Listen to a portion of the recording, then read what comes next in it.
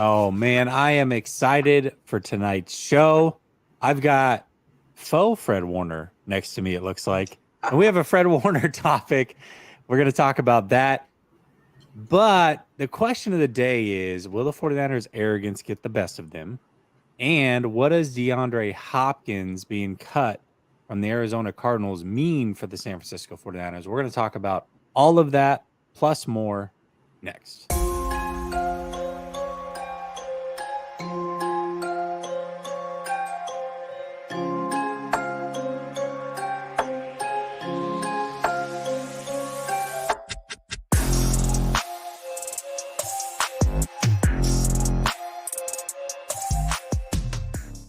All right. Welcome back to Last Second Sports, where we are giving you our take down to the last second. It's Tuesday, and I got my guy, So Real, Sue Neal, in the building. I really like that jersey, Sunil. What's up, man?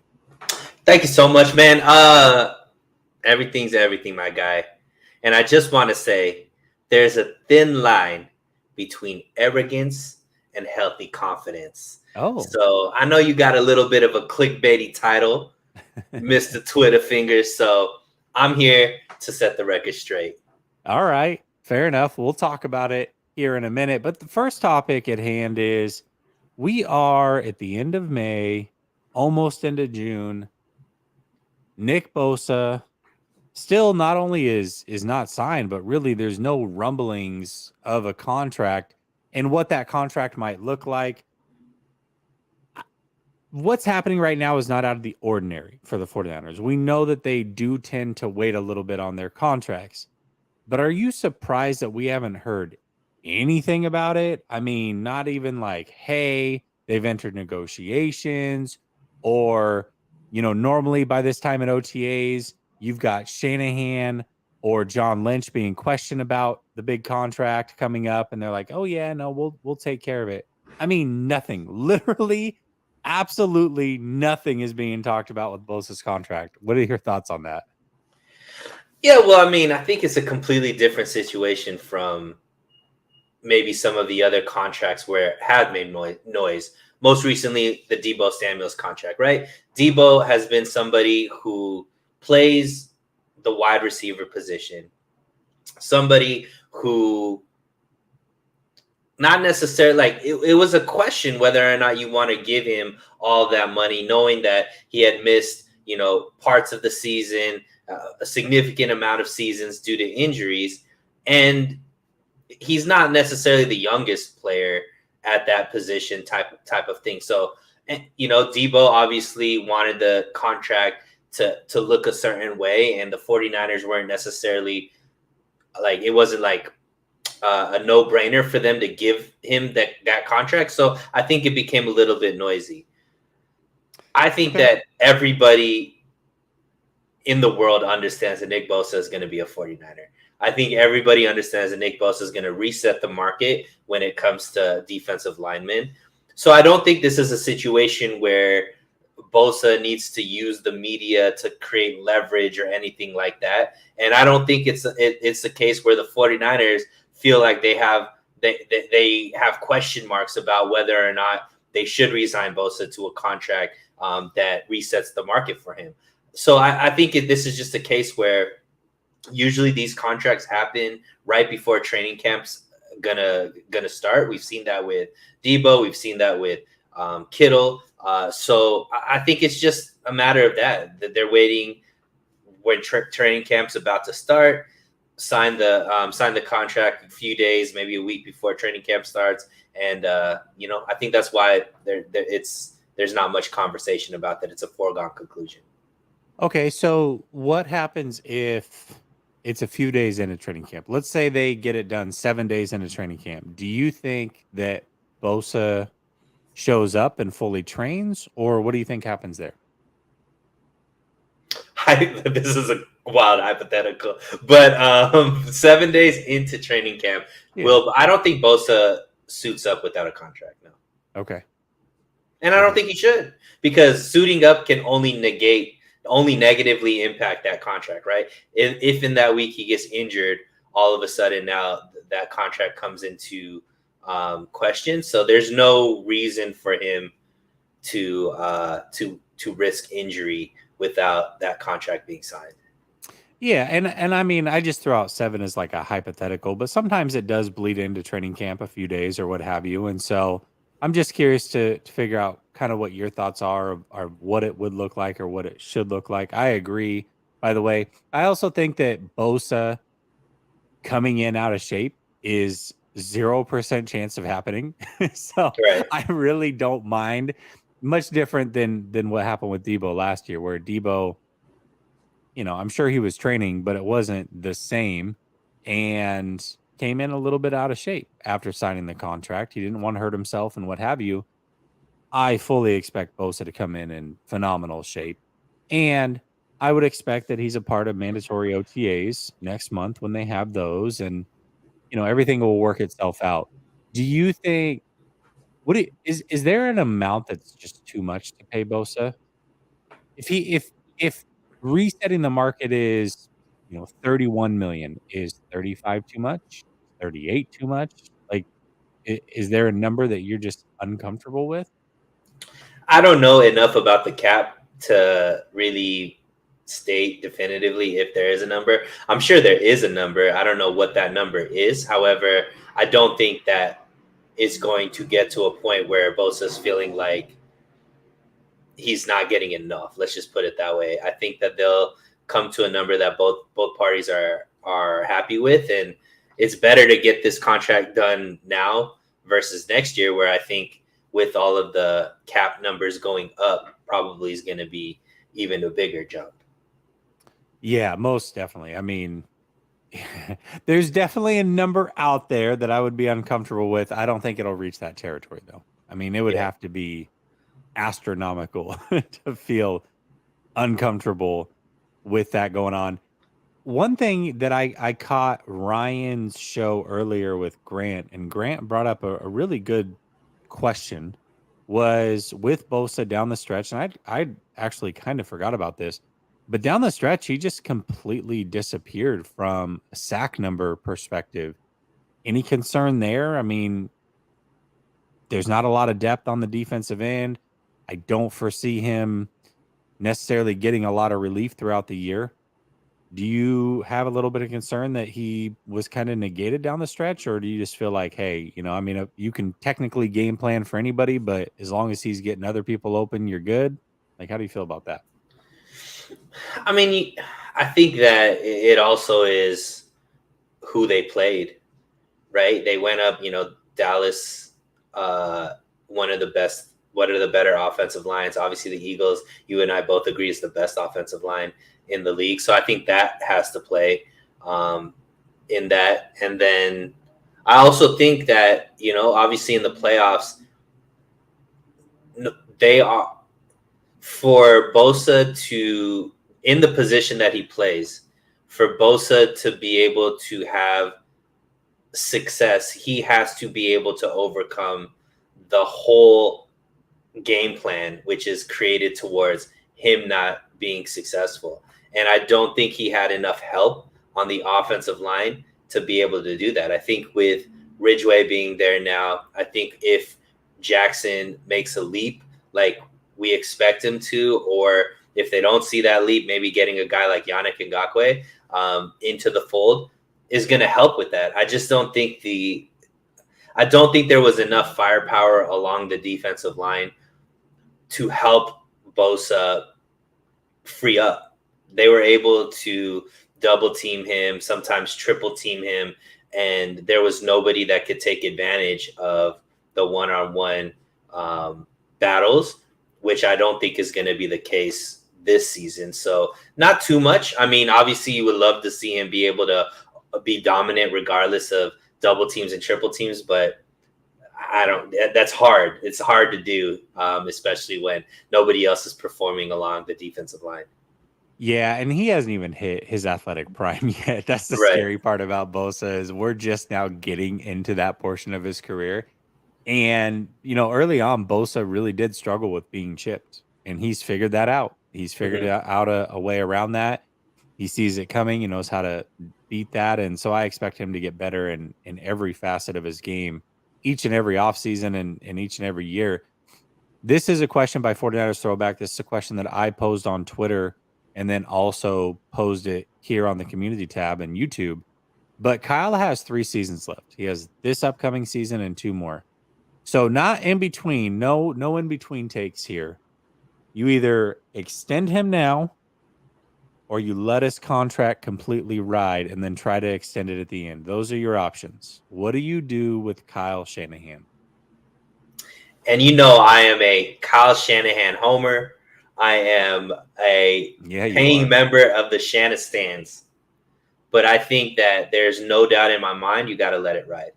Okay. And the reason for that is no matter how – I think Kyle Shanahan will be the coach here for however long he wants to be the coach here, because I do think that he's one of the top 7 easily coaches in the league. Yeah.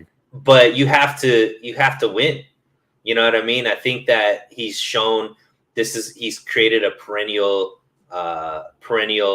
competitive team, a perennial Super Bowl contender. But at a certain point, you gotta get a victory. You gotta win the big one. And I think in this 3 years, we have to see that there's still belief that he can, right? And I think a lot of that comes down to his one glaring weakness, which is figuring out the QB position. So hopefully within the next 3 years, he gets that with either Trey or Brock Purdy. And then I think, he'll earn that extension. Yeah, most definitely. I would let it ride also. I'm definitely not going to. Some people were like, give him a lifetime contract right now. Shanahan should be a lifer. I'm like, let's win a Super Bowl first before I'm willing to go that far. But you have to find somebody better before you just let him go. So I'm not in the, hey, we got to get rid of him now. But with 3 years left on his contract, I say let it ride. Let it ride. I'm totally fine with that. All right. There was a big, actually huge news in the NFL over the weekend that I think really impacts the 49ers. One, this man leaves the division, DeAndre Hopkins. That's always a good thing when superstar talent leaves the division. Right. Not that Arizona was scary by any means, but the impact now on the 49ers, assuming he doesn't come here, which I think is most likely not going to happen, assuming DeAndre Hopkins does not sign with the 49ers, he is likely going to sign with another top contender. Now, my prediction early on was that would be a contender in the AFC, which is nice because, most likely you're not going to play that team until the Super Bowl unless they happen to be on your regular season schedule. But do you feel like, well, let me just ask you flat out, are you worried about where DeAndre Hopkins goes? So, I mean, I'm a big D-Hop fan. I think DeAndre Hopkins is one of the best receivers, if not could be in that conversation for best receivers. And the reason why I say that, even though, people may look at his numbers and, he due to injuries and suspensions, he hasn't put up quite the numbers as some of the top guys, but this guy succeeds with whomever's throwing him the ball. And he's always been trouble for the 49ers. He's always been trouble for any team. I feel like no matter who he plays, he's getting 10 catches with 100 yards and a touchdown, right? And anybody who plays fantasy understands how valuable DeAndre Hopkins is. So him leaving the division, I think, is great. I think there's a 0% chance he plays for the 49ers. Like, there's these people that are saying that there's a possibility. There's no possibility. Like, where's he going to play? Like, you're going to move who to the slot? Ayuk? You're moving Debo to the slot? Nah, this isn't happening, first off. And am I worried about him? I think I could say yes, because I do think he goes to a team that the 49ers are going to play this season.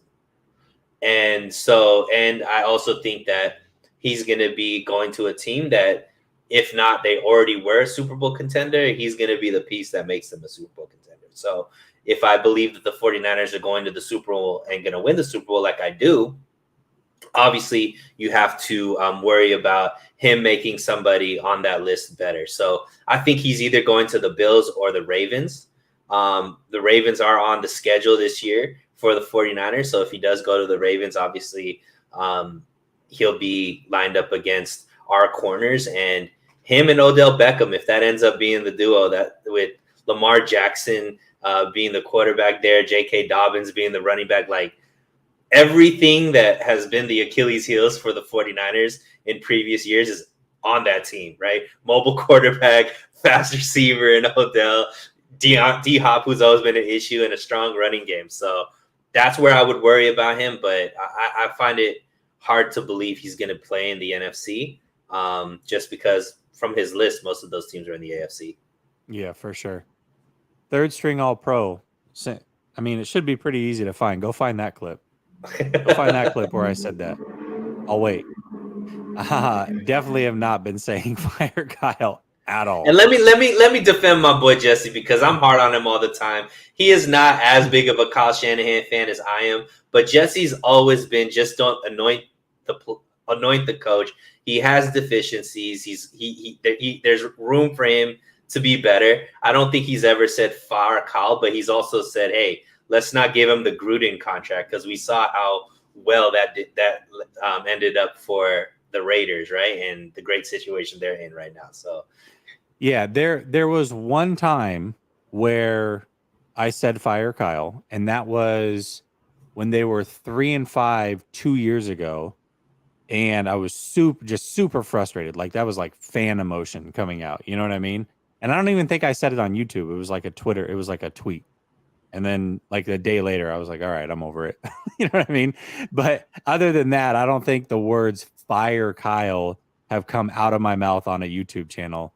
And if it did, it was a long time ago. It definitely is not like a consistent, like pressing in on fire Kyle Shanahan. That's not the way that's worked. But I think with DeAndre Hopkins,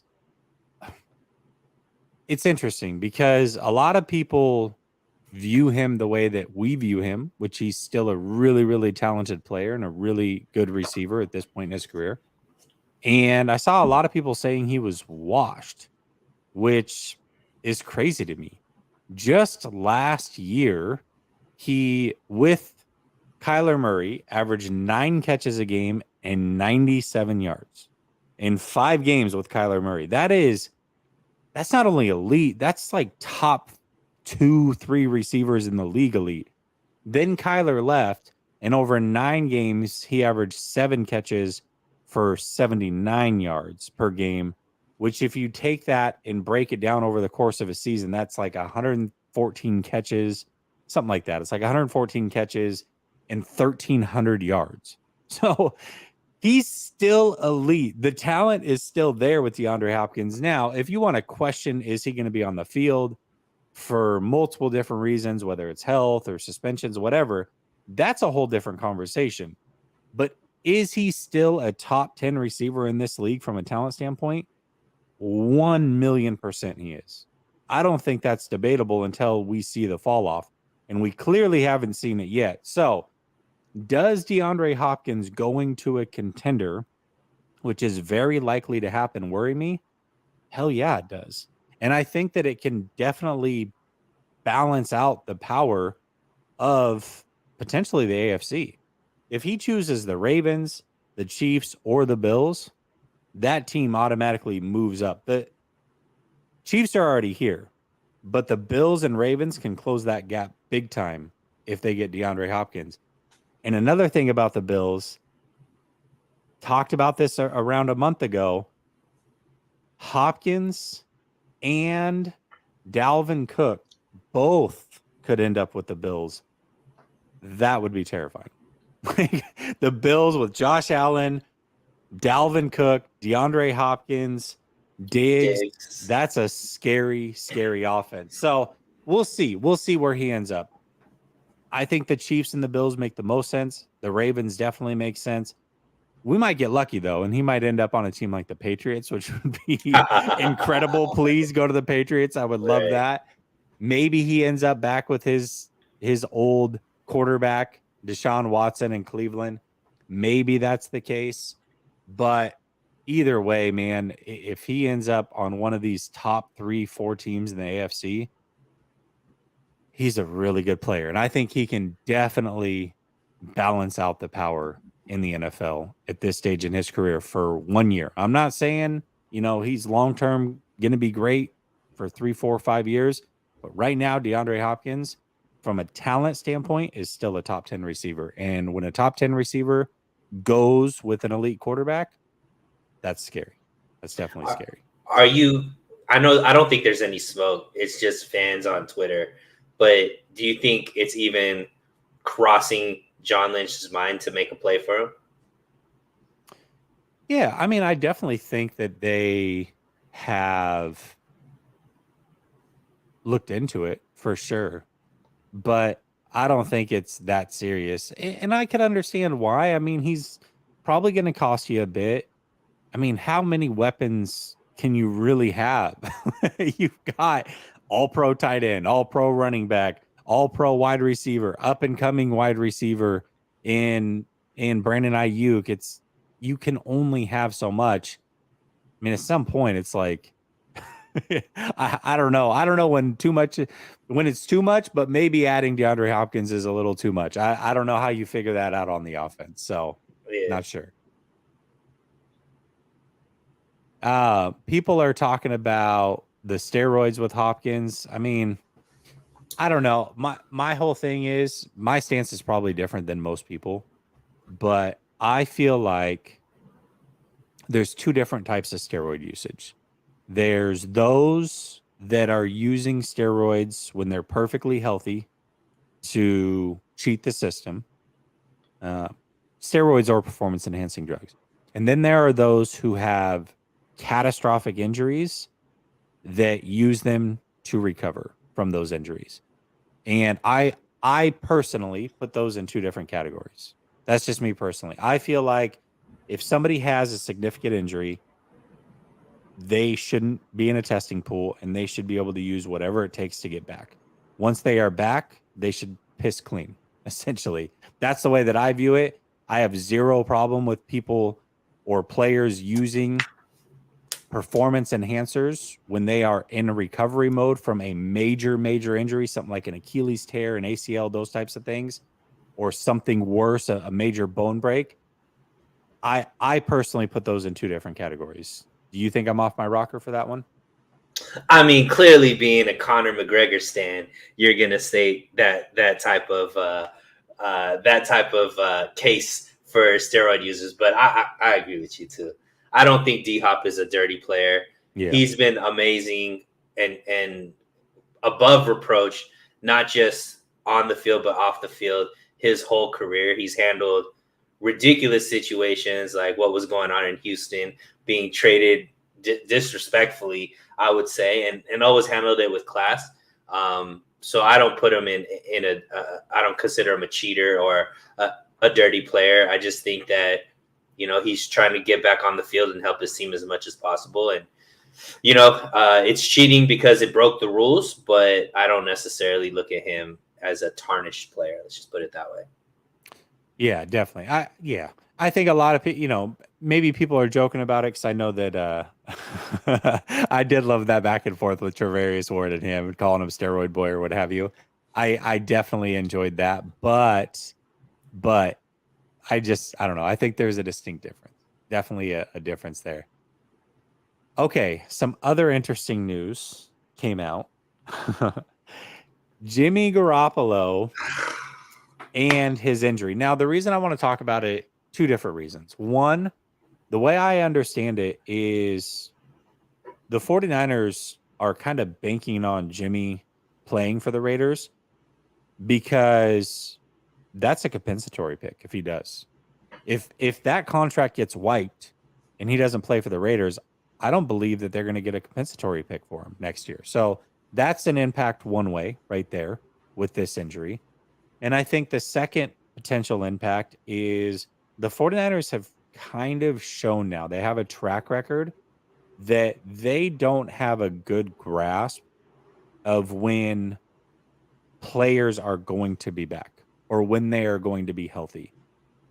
I still think Dee Ford is working out outside of John Lynch's window, and he should be back anytime now, the way they talked about him week to week for 2 years. Dee Ford. Jimmy Garoppolo is one. We've had other injuries throughout the course of the 49ers in this regime where they really just have not had a good timeline on these injuries. And now they've got this timeline with Brock Purdy and when he should be back. And the way they're talking about it is they are expecting or hoping, however you want to put this, that he is back prior to the actual timeline that most people are back. So what are your thoughts overall on this Jimmy Garoppolo news, and does it have any impact on how you view the way that they talk about Brock Purdy and his return? Yeah, I mean, from a personal level, it's tough. I feel bad for Jimmy.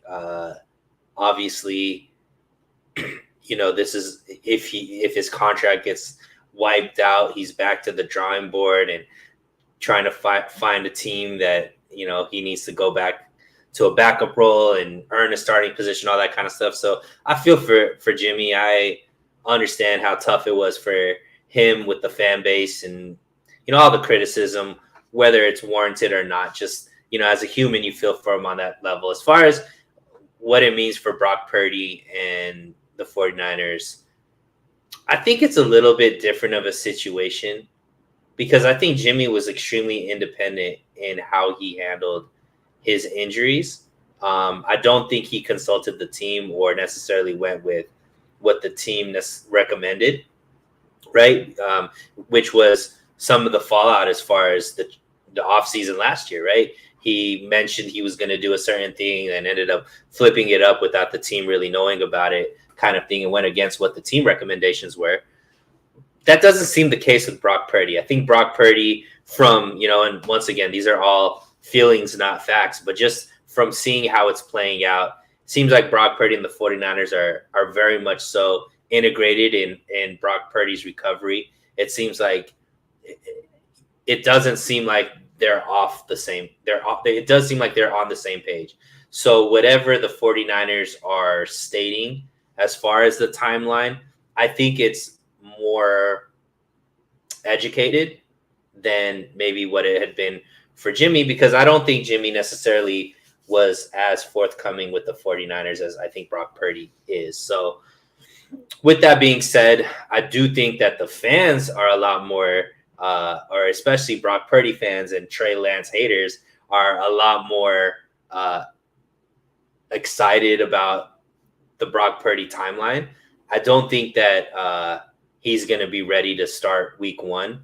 And I think that, he's been tempering expectations. And I think that even the way Kyle Shanahan words things, which he's very specific on what he says, he always has that plausible deniability. I think he's stating that, he's not going to be ready for week 1 because he's not going to be able to throw early enough to warrant that. So I don't know. I don't expect Brock Purdy to not be ready to play at some point this season. So I don't know if that answers your question though. Yeah, I think every injury and every situation is very different. And I believe that the 49ers, for the most part, I think early on, that first press conference when the season was over, they definitely misspoke on when he would be back. They were talking with all sorts of confidence that he was for sure going to be back. Then there was a delay in the surgery because of swelling. And I think from that point on, the 49ers, the way that they've talked about the injury and the timeline has been pretty spot on and cautiously optimistic, I think is a fair way to say it. And I think Brock Purdy's kind of been the same. So I'm not necessarily worried about Brock. I will say I am worried about about Jimmy not playing though in that compensatory pick. I would love to get something for Jimmy Garoppolo going to the Raiders. Plus, I want him to be able to resume his career. No ill will towards Jimmy. I just don't think he's a very good starting level quarterback. I don't want him on the 49ers. But I hope that he's able to resume his career and he's able to play. And I'm also curious on how it plays out. One of the things that I know I was looking forward to was him being back on time for that training camp battle with the 49ers when they do the joint practice. So I hope he's back by then. You get to hear about that and how that's going. And then I hope that he's available for the season and we get to see how it plays out over with the Las Vegas Raiders. I think it'd be a lot of fun and a lot of fun to follow and talk about and kind of integrate into things that we got going on. So I don't know. I wish the best for him, but I'm not necessarily worried about the timeline on Brock. I just feel like we're basically anywhere from middle of August to middle of September, and Right. anything in between there is realistic. And depending on the day or who you talk to and the optimism, that could change. But right now, I feel pretty confident that that's where we're going to fall. And unless something crazy happens, that's pretty much what we're looking at. And that's the way the 49ers are talking about it. So I'm with you. Shay says, y'all want to bet Flav lives in a basement?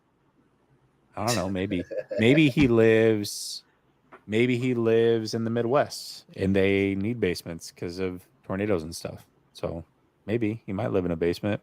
I'm not really sure where Flav lives. Not really sure where Flav lives. Randall says, hey, Jesse, let's change everyone's trade narrative and say, let's trade the greatest thrower of the football in Sam Darnold. Since everyone thinks Sam is so great, then Vegas should be calling. Wouldn't that be interesting if Trey got traded to Vegas, though? Just for storyline's sake, Trey and Jimmy Garoppolo in Vegas together, I just feel like that would be an interesting trade to see. Wow, we got a Lions fan in here, Mr. Roscoe. Big Lions fan at 13-4, he says. I don't know about that. Max Crosby for Lance, that's an interesting one. I wouldn't be mad at Crosby coming here for sure. Yeah. All right, if you're going to finesse any team, wouldn't the Raiders be the team that would overpay for? So like, I could see them trying to get, and it's funny. That's kind of interesting. The Sam Darnold take, right? Maybe that is a quarterback that the Raiders might be looking at or trade for. I think Carson Wentz is out there still. I've heard him, but it'd be interesting. I mean, the 49ers have 3 quarterbacks, so you would think maybe one of them that the Raiders might actually make a call about. So we'll see. Dude, I have to talk about it because it's here in Tampa, and I think it's hilarious. Did you see the videos of Baker Mayfield and Kyle Trask competing for the job? I did. Oh, dude. Do yourself a favor and go watch that one. The throws, especially Baker, that he was missing are so laughable. Oh, my God. He missed... Nobody guarding him, by the way, but just a tight end up the seam, maybe 15 yards in front of him. He overthrows him by like 10 yards. It's unbelievable. Absolutely unbelievable. So they're definitely in the Caleb sweepstakes for next season. Yeah, it's interesting. Niner Grandpa says, yo, have you seen my content about Grant Cohn? No. I think this is the first time I've ever seen you in my chat, but I appreciate you for showing up. Do you have a YouTube channel? And if you do, definitely let us know what it is. I would love to see this content about Grant Cohn. Curious to see what it is. All right. Title of the show is, will the 49ers arrogance get the best of them? And the reason I bring this up is because there was a recent comment by Fred Warner where he talked about how he believes defenses still win championships, and it's up to the 49ers defense to set that tone and go out and win a championship on the back of their defense. And when I couple this with the way that Debo and some of the other 49ers have talked about the Philadelphia Eagles, who were in the Super Bowl, and how they believe that they would have won that game basically for sure if Brock Purdy had played, and then continued to talk about that game months later, it just got me thinking, are the 49ers cocky? Are they arrogant? Are they just confident enough? Like, how do you look at the 49ers situation? And if we have an arrogance meter, are they too arrogant, basically? So not always, but I think it's interesting to ask this question the opposite way, right? Like, could a team be too quiet as well, right? Because if you could be too loud, which I think this is kind of what you're saying, can a team be too quiet where you feel like they're not confident enough and that's the reason why they're losing? And I think the answer to both is no.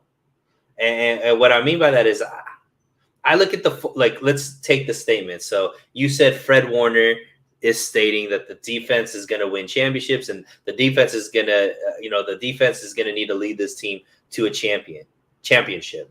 Fred Warner. He basically said they are going to win a Super Bowl, and it's going to be because of the defense. And the 49ers, essentially, the 49ers will put defenses on the map when they win the Super Bowl, is basically what he said in a roundabout way, yes. Okay. Well, he is the captain of the team on the defensive side of the ball.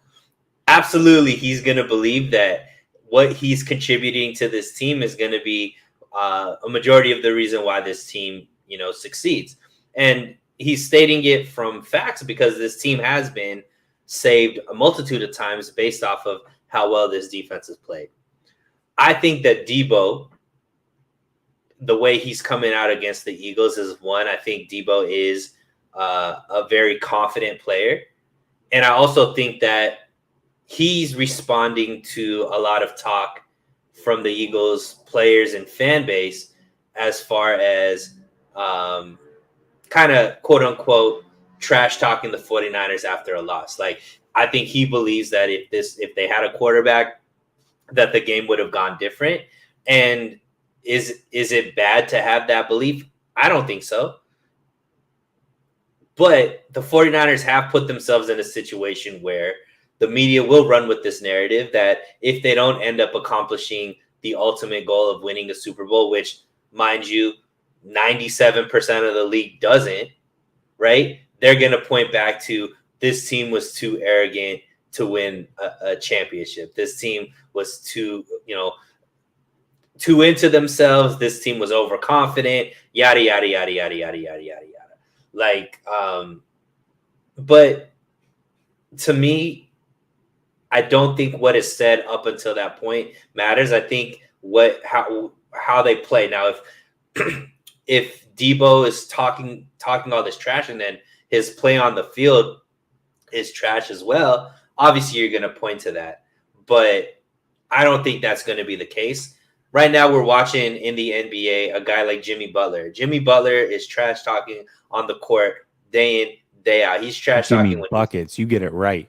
Absolutely. Jimmy Butler, he is trash talking when he's down by 10 points to an amazing defender in Drew Holiday and winning games. He is trash talking Grant Williams. He is confident when their team just gave up a 3-0 lead and saying we guarantee this victory, all this kind of stuff, and he's backing it up. Now, if he lost any of those games, obviously the narrative would be he's too cocky, he's too arrogant and all that kind of stuff. But because they win, he has the heart of a champion. He has, it's all about what the result is. So I don't think the arrogance is going to be the reason why they win or lose.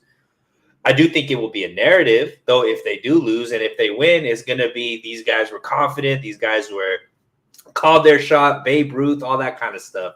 So I just think it's more narratives than reality. I got it. Okay, that's totally fair. I think this one's tough for me because I don't think they're being too arrogant or cocky, the players, when it comes to the Eagles or what Fred Warner said necessarily. In fact, that's a big reason why I'm picking them to beat the Eagles this year is because I feel like they've got to back up everything they said, and I feel like they will back up everything they said. I feel like Debo is that guy, and as long as he's healthy, he'll have a huge game. I do think the 49ers have been a little arrogant or cocky when it comes to certain things, though.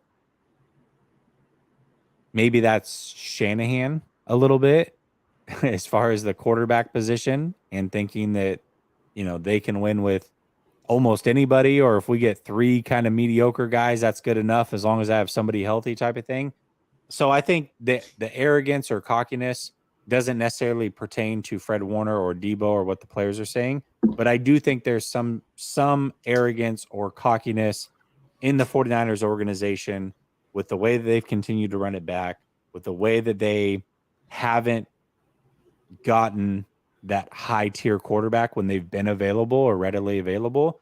And maybe it won't matter. Maybe they'll win a Super Bowl this year and literally none of that will matter. But I do think there are areas within the organization that arrogance or cockiness has shown up, certainly. Yeah, but it's only because you're defining them as arrogance, right? If nobody knows, so there was quarterbacks available, quarterbacks that said 49ers was on their list. That doesn't mean that that it made sense, right? You like you said, is there a number that you wouldn't re-sign Nick Bosa at? What if those numbers were numbers that didn't make sense for the 49ers? Or what if there were certain things that were said that, or certain, there could be a multitude of reasons why those quarterbacks weren't brought on. We're just assuming it's because Kyle Shanahan said we didn't need those quarterbacks when we know that he aggressively tried to get Matt Stafford. It didn't work out because they swooped him before a deal could be made. We know they tried to go get Aaron Rodgers and it didn't work out for whatever reason. Like, I just think that it's easy to put that narrative, like I said, when it doesn't work out. It's easy to say they're just arrogant. They think they could win with what they have. When in actuality, they're just making the best with what they have. That doesn't necessarily mean that's what they want. I think I look at Kyle Shanahan and he's evolved from when he first came in as a 49ers coach. And I think he's aggressively tried to fix the quarterback situation. I just don't think it's one of his fortes necessarily, right? So, but I don't think it's from lack of effort or because he believes that he's better than all these other coaches and doesn't need a great quarterback. I just don't think he necessarily might be great at understanding what a great quarterback is. I just think he could bring the best out of the players that are on his roster. Yeah, I buy that a little bit. The problem is that when you have multiple players come out and be like, well, I mean, it really doesn't matter who the quarterback is. Like, we're going to be just fine no matter what. That is something that the franchise does carry. They definitely buy into that. Like, we're good as long as we have everybody else. The quarterback is like, just give us a healthy right arm or left arm. We're good to go. That is a top-down leadership thing. Clearly, they're getting that from somewhere, and they do say it on a regular basis. So I do. But when do those comments come out, though, Jesse? Debo said it right after the Eagles game. He said it. But I'm saying it's always in response to an injured quarterback, right? And so what I'm saying is, I look at that like I don't think they've ever come out and been like, it doesn't matter who's our starting quarterback. We're the best team in the league. I think it comes to a point where it's like an injury has happened. Are we going to give up on the season, or do we have enough confidence in ourselves that if we have a healthy quarterback, it doesn't matter who that quarterback is, we're still going to be able to go out there and compete and win every single game. That's where I think it's coming from. Not, hey, if we had a choice, we don't need Patrick Mahomes. We could win. If it's a choice between we could have Patrick Mahomes or we could have Brock Purdy, I don't think the team's coming out as like, we don't need Patrick Mahomes. We could win with Brock Purdy, where it seems like that's kind of what you're saying. They're saying, I don't think that's what they're saying. I think it's just, they don't give up on the season just because a quarterback's injured, and they've proven it. It doesn't really matter who started the season as a quarterback. They're still going to be competitive as long as there's a competent quarterback playing. So I think that's where it more comes from. Okay, fair enough.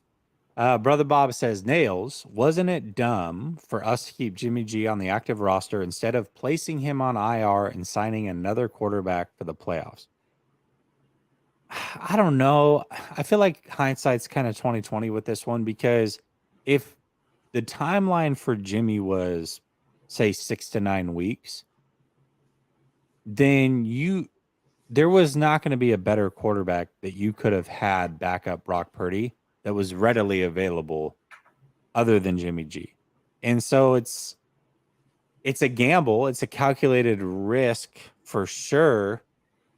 And I think if Brock Purdy had gone down and Jimmy somehow was healthy to play in the NFC Championship, it would have been looked at as an amazing calculated risk. But because he wasn't, and then Josh Johnson got injured, it turns into like this whole thing like, well, but they could have, should have, would have.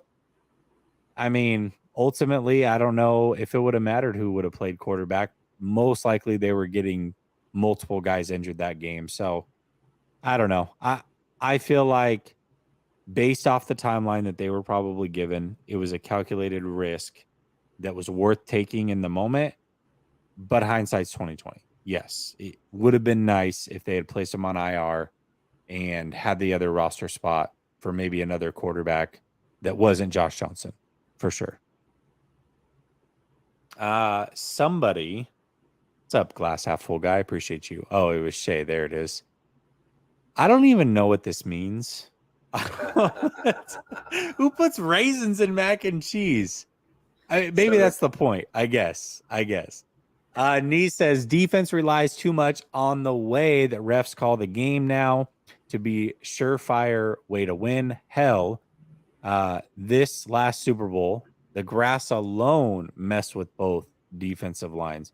Yeah, I will say it does seem that there's always something that comes up in a Super Bowl lately with the Chiefs, especially where the defense is kind of negated a little bit. You know, with the 49ers, it was the offensive line that had the most holding calls in the NFL for the Chiefs going up against the best defensive line in football. It couldn't get a single holding call in the whole Super Bowl. That's interesting. And then when they play the Eagles, the turf isn't good, and so really none of the pass rushers could get home. There was a lot of good pass rushers on both sides of the ball. So I don't know. I mean, it's worked out in their favor. I'm not saying they weren't the best team, but to win a championship with defense in today's era is much harder than what it used to be, for sure. Brother Bob says, thanks for answering the questions, but our timeline related to injuries is always off, as you said. I think that was arrogance too, just like our view of the quarterbacks. Yeah. I mean, I don't know. I definitely think there's some arrogance within the organization. For sure. But that would be 6 quarterbacks. That would be the 6th, right? Because they went through fifth. So they would have to find a 5th quarterback that is somewhere out there that still can play ball at a certain level. And literally they didn't have 4, right? Because Josh Johnson couldn't even hold on to a football. So I think when you're looking at a 5th quarterback being better than Jimmy, who in all intents and purposes was supposed to be ready, available, right? And possibly could have been available, but decided that he wasn't ready for whatever reason. I don't know. I think that's a little harsh criticism. Glass half full guy says, do you feel this team is better than the Eagles, or do you think the Eagles are still better? I think it's close. Man, both of these rosters are stacked. I would lean towards the Eagles only because they've constructed their team the way that I would construct a team. The 49ers are supremely talented. I mean, outside of the quarterback position, probably the most talented team in football.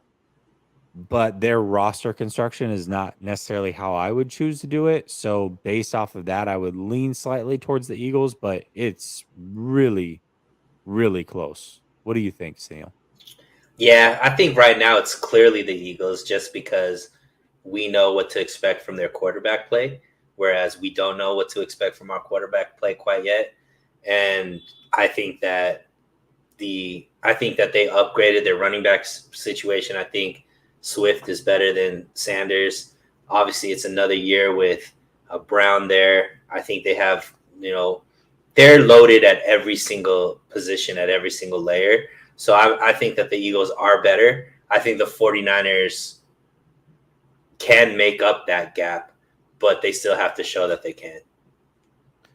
Yeah, definitely. I mean, there's some question marks for the 49ers that if those questions become resounding answers in a positive manner, then yes, they certainly can close that gap. It's not far off. It's not far off, but we both agree that right now it's the Eagles for, I think, kind of obvious reasons.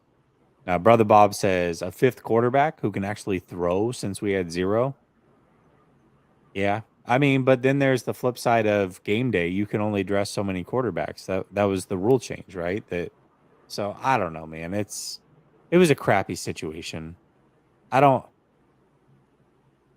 want to Could blame you anybody for could why the 49ers were necessarily in that situation. could they have even had three quarterbacks That's what I'm saying. I don't dressed? think you can. I don't think you could have had 3 quarterbacks active. Yeah, so So I don't know. I'd rather have Eason than CMC Juice or Broken Brock. Yeah, that would have been nice. I agree with that. That would have been nice on that as well. All right, let's move on. There are players that I believe are going to leave the 49ers after this season. And I think they are contributing players. Is there anybody off the top of your mind that you can think of that's a contributor on the 49ers that you think will be gone after this year, that we're looking at this is their final year in a 49er uniform potentially?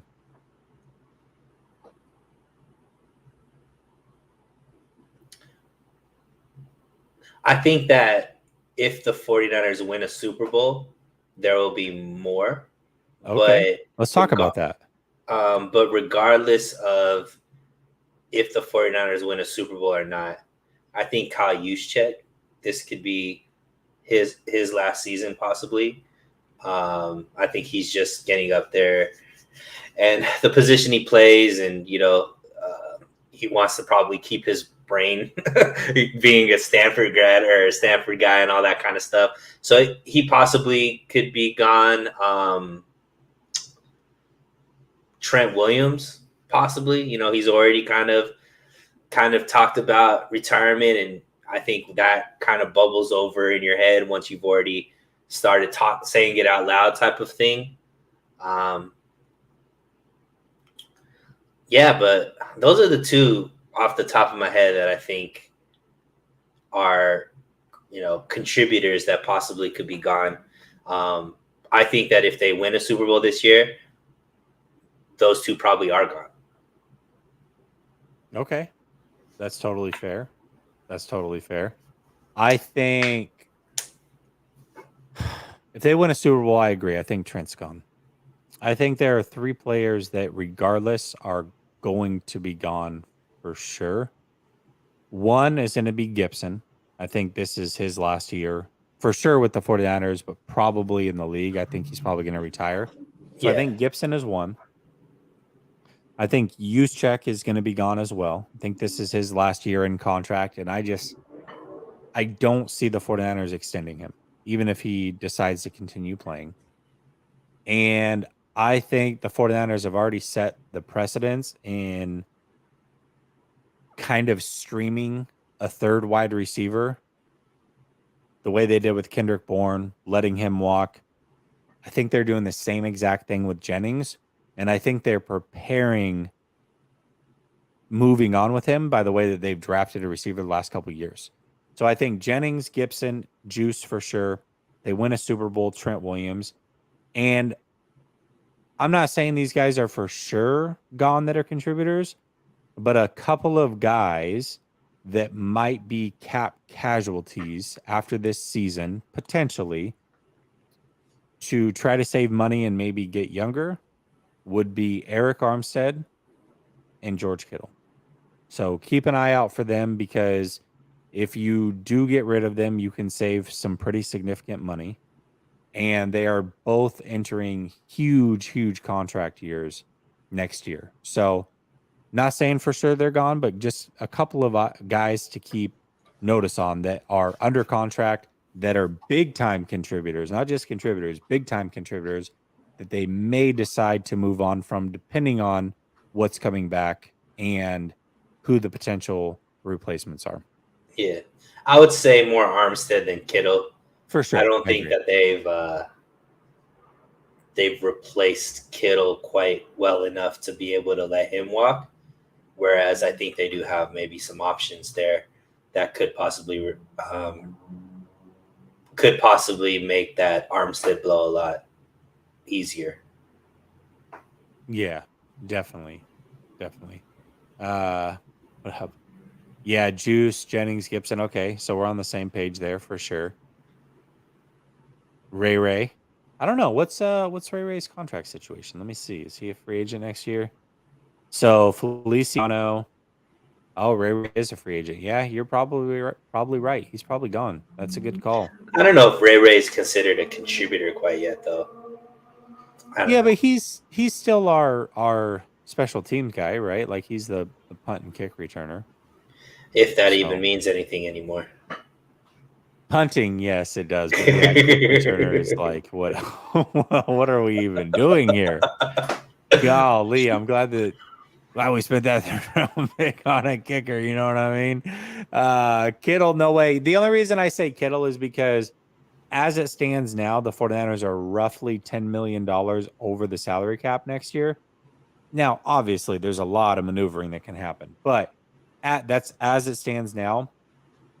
And if you get rid of Kittle, you're going to save basically that amount. So I don't think it's likely, but I do think it's a possibility. If I'm looking at players that have big contracts, that are major contributors that they could potentially move on from, I don't think it's Debo yet. I don't think it's Travarius Ward. I don't think it's Trent Williams. I mean, he may decide to retire on his own. I don't think it's Warner, certainly.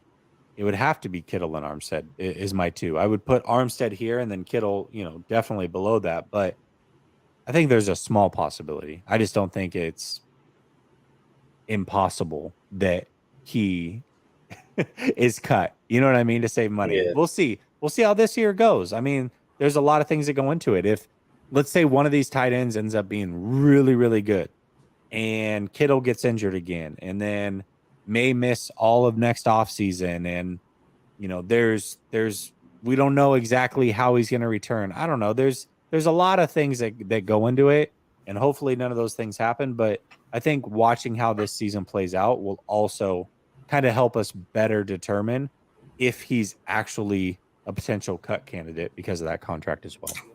One we're not mentioning that I think is also a for sure is either Trey Lance or Brock Purdy. Oh, that's a good call. Next season, I don't think both of them come back next season. By this season, there'll be one of them that's decidedly the starter, and I think the other one gets traded away.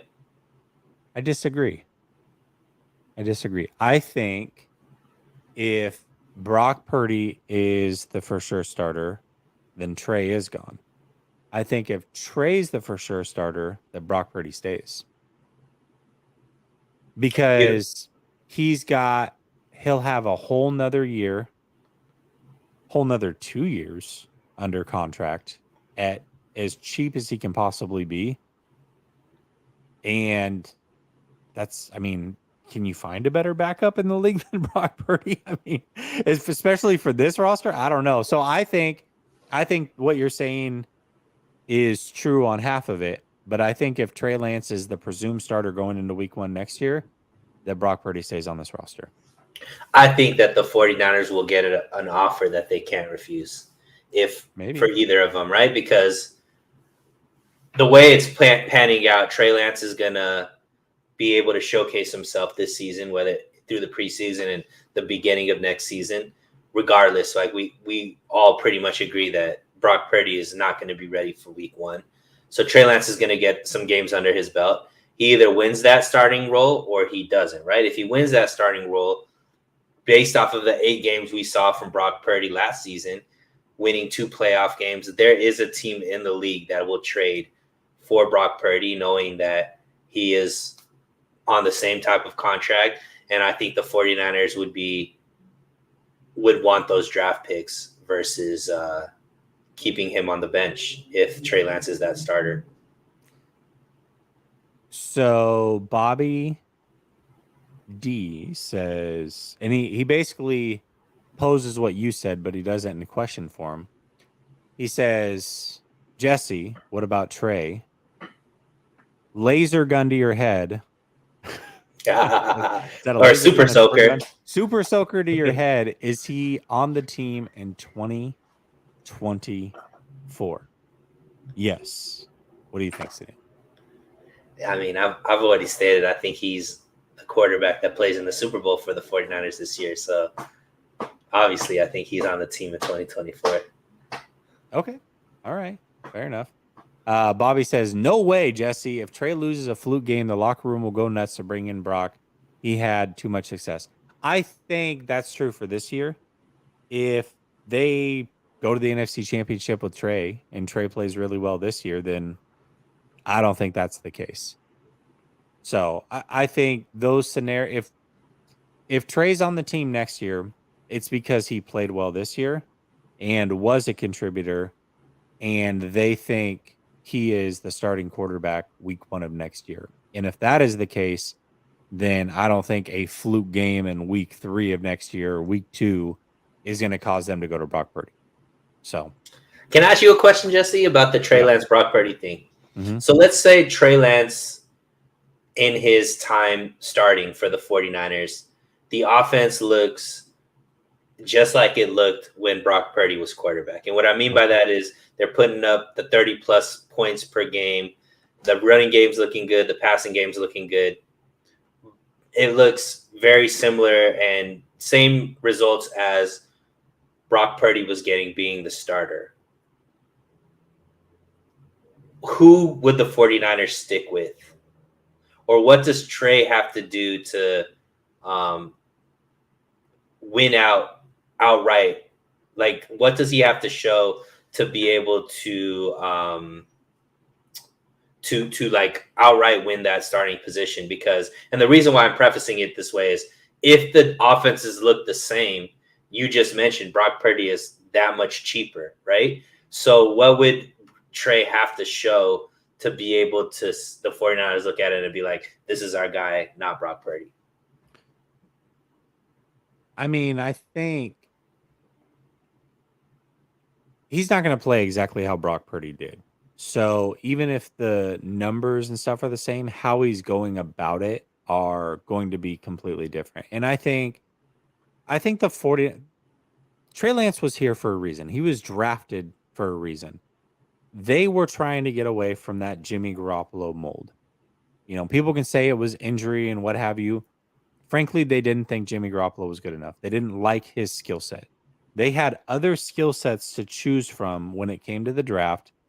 They decided against the skill set that maybe a Brock Purdy brings to the table with Mac Jones available.